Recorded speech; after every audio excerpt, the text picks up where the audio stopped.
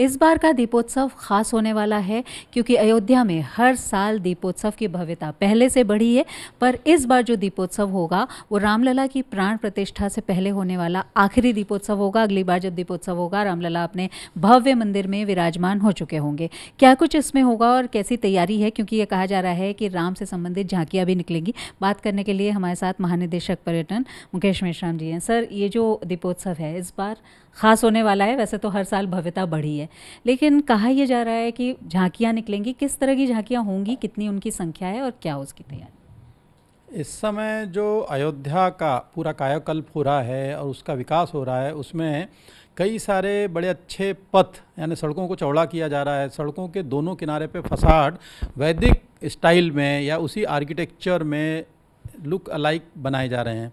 तो इसमें ये समझ लीजिए कि जैसे हमारे यहाँ पे जन्मभूमि पथ है, राम पथ है, भक्ति पथ है, ये चौड़ी चौड़ी सड़कें हैं। तो जो पहले अमूमन ही होता था कि जो हम शोभा यात्रा निकालते थे, शोभा यात्रा बहुत थोड़े से रास्ते पर उसको हम लोग संपादित कर पाते थे, लेकिन इस वर्ष भव्य शोभा यात्रा हम निकालें और अलग अलग जो कांड हैं रामायण से जुड़े हुए उनके सभी कांडों के ऊपर आधारित हो। उसमें कलाकार भी रहेंगे, उसमें झांकियाँ भी रहेंगी और उसमें एक पूरा का पूरा आकर्षक जो प्रस्तुतिकरण है वो होगा। इसके बाद में जो पुष्पक विमान से भगवान श्री रामचंद्र जी पूरा दरबार उनका वहाँ पर आता है और उनको हम लोग रिसीव करने के बाद में जो राम कथा पार्क है वहाँ पर उनकी आरती, उनका राज्याभिषेक होता है। शाम के समय वहाँ पर लाइट एंड साउंड शो इस बार एक बहुत ही नई टेक्नोलॉजी के ऊपर पूरे समझ लीजिए कि ये एक Guinness book of world record की भी बात है कि वो देश में बल्कि विश्व में अपनी तरीके का पहला लाइट एंड साउंड शो होगा जो साल भर हम चलाएंगे और नई टेक्नोलॉजी के साथ में इतने बड़े विशालकाय पर्दे पर और लेजर शो, उसमें होलोग्राफिक्स और वाटर कर्टेंस और सारी कुछ इस्तेमाल। ये क्या इसकी शुरुआत क्या दीपोत्सव में जब दीप जलेंगे राम की पैड़ी में, उसके बाद इसकी शुरुआत हो जाएगी और कब तक ये रहेगा और क्या रोज़ाना इसका शो होगा उसके बाद? हाँ, ये जो है light and sound show already बन चुका है।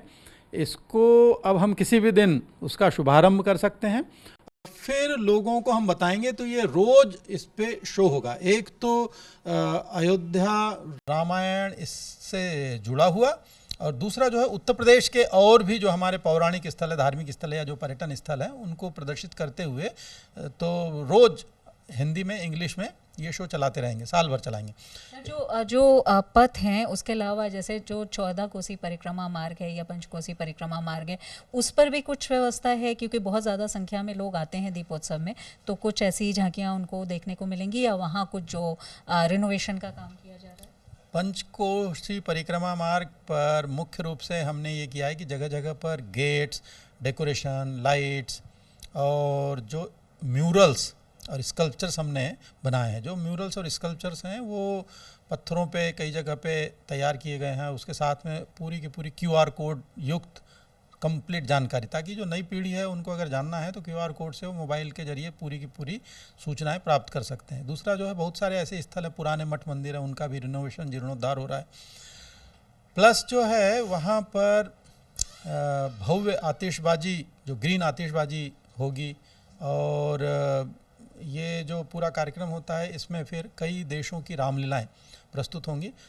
दीपोत्सव से प्रारंभ करके जो श्री राम मंदिर के लोकार्पण तक या उसके पूरे पूजन तक हम प्रतिदिन फिर सांस्कृतिक कार्यक्रम कराएंगे और अयोध्या के अलग अलग जगहों पे कराएंगे। जो हमारे पास में भजन संध्या स्थल भी है, हमारे पास में राम कथा पार्क है, हमारे पास में तुलसी उद्यान है, हमारे पास में और ऑडिटोरियम्स हैं। इन सभी जगहों पर होते रहेंगे ताकि रोज़ जो पब्लिक आ रही है वो किसी न किसी तरीके से इंगेज रहे और जो कुछ इसमें जीवन मूल्यों से जुड़ी हुई बहुत सारे उदाहरण हैं, जो एक पूरा का पूरा दर्शन है, एक पूरी की पूरी समझ लीजिए कि गाथा है, जीवन को कैसे जिया जाए इससे संबंधित सारे सिद्धांत हैं, उनको लोग जिएं, उनको आत्मसात करें और जिएं। इसके लिए जनवरी में प्राण प्रतिष्ठा का कार्यक्रम है रामलला के, लेकिन माना जा रहा है दीपोत्सव एक तरह से पूर्वाभ्यास इसका होगा और वो दिख जाएगा जो प्राण प्रतिष्ठा में होना है। तो उसके लिए विशेष तैयारी और इस बार विशेष माना जाए, क्योंकि हर बार भव्यता बढ़ती रही है, लेकिन आखिरी दीपोत्सव है प्राण प्रतिष्ठा से पहले। दीपोत्सव में इस बार जो है 21 लाख हम लोग जो है मिट्टी के दिए जला रहे हैं और Guinness book of world record में इस बार फिर से हम लोग अपना नाम दर्ज कराएंगे। और इसके अलावा पूरी तैयारियां हो चुकी है और जगह जगह पर पूरा जो शहर है वह दीपोत्सव के समय बहुत ही भव्य तरीके से डेकोरेटेड किया जाएगा। लोगों को अपने आप वहाँ पहुँचने के बाद में देखने के लिए मिलेगा कि कितनी भव्यता है, कितनी सुंदरता है। जैसे अपने आप उसके अंदर एक ऐसा भाव उत्पन्न हो जाए, भक्ति भाव उत्पन्न हो जाए, वो अपने आप अयोध्या से जुड़ करके अपने को उसका मतलब वहाँ की जो एक समझ लीजिए उत्साह, ललक, उमंग है ना, और उस जगह का जो स्पिरिचुअलिटी है, उस अध्यात्म है, उसको वो स्वयं में महसूस करें। शुक्रिया सर बातचीत के लिए। तो ये है मुकेश मेश्राम जी, बता रहे थे किस तरह से दीपोत्सव की तैयारियां हैं, लेकिन दीपोत्सव से जो उत्सव शुरू होगा, जो उल्लास का माहौल होगा, वो प्राण प्रतिष्ठा तक, रामलला के भव्य मंदिर में आ जाने तक जारी रहेगा। एक तरह से ये ऐसा उत्सव होगा और उसके लिए बड़ी तैयारियां की गई हैं और लोगों को सिर्फ दीपोत्सव में दिए से रोशन अयोध्या ही नहीं देखने को मिलेगी, बल्कि ऐसा बहुत कुछ देखने को मिलेगा जो उनको आध्यात्मिक रूप से समृद्ध करेगा। और इसलिए अयोध्या बिल्कुल त्रेता युगीन अयोध्या की तरह एक नए रूप में दिखेगी। वीडियो जर्नलिस्ट गौरव गुप्ता के साथ शिल्पी सेन, लखनऊ।